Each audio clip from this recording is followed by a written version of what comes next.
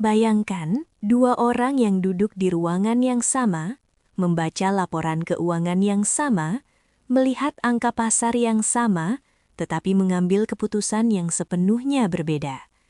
Yang satu panik dan menjual semuanya, yang lain tenang dan justru menambah investasinya. Anehnya, perbedaan mereka bukan terletak pada kecerdasan, bukan pada pendidikan, bahkan bukan pada akses informasi. Perbedaannya ada pada cara mereka memandang uang. Inilah inti gagasan besar dari The Psychology of Money, bahwa uang bukan soal matematika, melainkan soal perilaku manusia. Uang sering kita anggap sebagai sesuatu yang rasional. Kita percaya bahwa jika seseorang tahu rumus yang benar, grafik yang tepat, dan strategi paling canggih, maka ia akan otomatis menjadi kaya dan aman secara finansial. Namun kenyataannya tidak sesederhana itu. Dalam kehidupan nyata, keputusan finansial dibuat oleh manusia dengan emosi, pengalaman masa lalu, rasa takut, keserakahan, trauma, dan harapan. Kita tidak hidup di laboratorium, kita hidup di dunia nyata yang penuh ketidakpastian.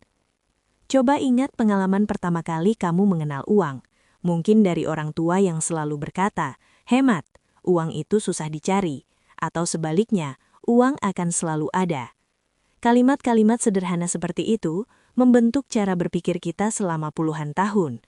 Tanpa sadar, pengalaman masa kecil, kondisi ekonomi keluarga, dan lingkungan sosial menanamkan cerita tertentu tentang uang di kepala kita.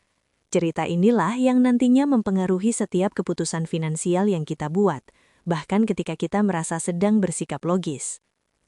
Disinilah konsep penting pertama muncul. Setiap orang memiliki cerita uang masing-masing.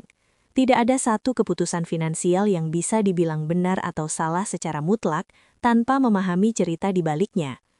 Orang yang tumbuh dalam keluarga yang pernah bangkrut akan sangat berhati-hati, mungkin terlihat terlalu takut mengambil resiko.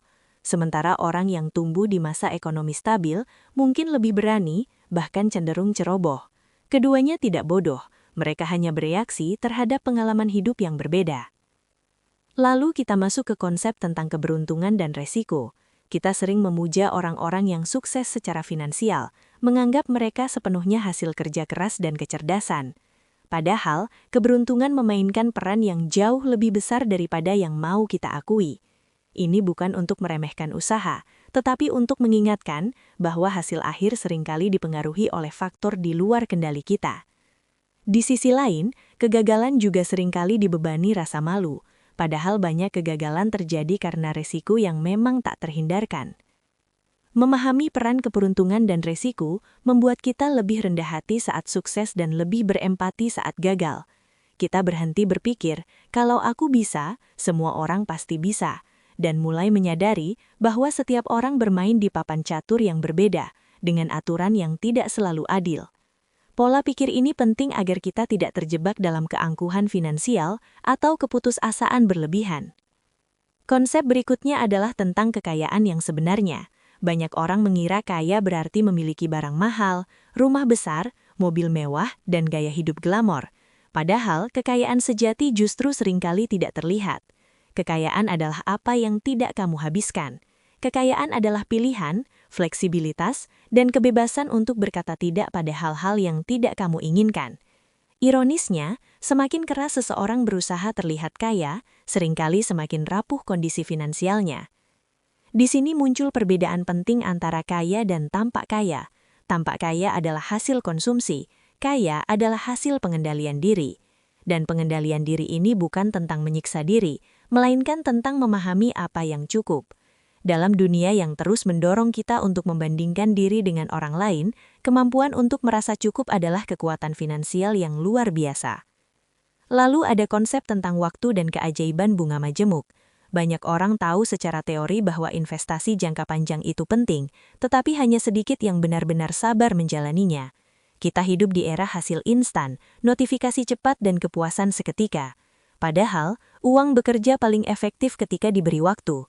Bukan strategi paling cerdas yang menang, tetapi strategi yang bisa bertahan paling lama. Kesabaran bukan terdengar seksi, tidak bisa dipamerkan di media sosial, dan sering dianggap membosankan. Namun justru disitulah kekuatannya. Sedikit keputusan yang cukup baik, dilakukan secara konsisten dalam waktu lama, akan mengalahkan keputusan brilian yang hanya bertahan sebentar. Dalam konteks ini, bertahan lebih penting daripada menjadi jenius. Kemudian kita bertemu dengan konsep tentang kegagalan yang wajar. Dalam dunia keuangan, kerugian bukan tanda bahwa kamu bodoh, melainkan bagian dari permainan. Tidak ada investor, pebisnis, atau pengelola uang yang sukses tanpa pernah mengalami kerugian. Yang membedakan bukan siapa yang tidak pernah jatuh, melainkan siapa yang mampu bangkit dan tetap bermain. Masalahnya, banyak orang menyerah tepat setelah kegagalan pertama atau kedua. Mereka menganggap kegagalan sebagai bukti bahwa mereka tidak bertalenta dalam urusan uang. Padahal, kegagalan adalah biaya masuk untuk hasil jangka panjang. Jika kamu menerima bahwa kerugian adalah normal, kamu akan berhenti bereaksi berlebihan dan mulai berpikir lebih tenang. Ada juga pembahasan tentang keamanan finansial. Banyak orang mengejar keuntungan maksimal, padahal yang sebenarnya mereka cari adalah rasa aman. Keamanan bukan berarti hidup tanpa resiko, tetapi memiliki margin pengaman, cadangan dana, gaya hidup yang tidak mepet, dan keputusan yang memberi ruang bernafas.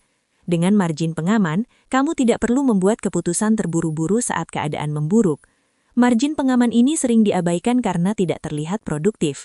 Menyimpan uang tunai terlihat kalah dibandingkan investasi agresif. Namun ketika badai datang, margin pengaman inilah yang menyelamatkan. Dalam hidup, bukan hanya hasil terbaik yang penting, tetapi juga kemampuan bertahan dalam skenario terburuk.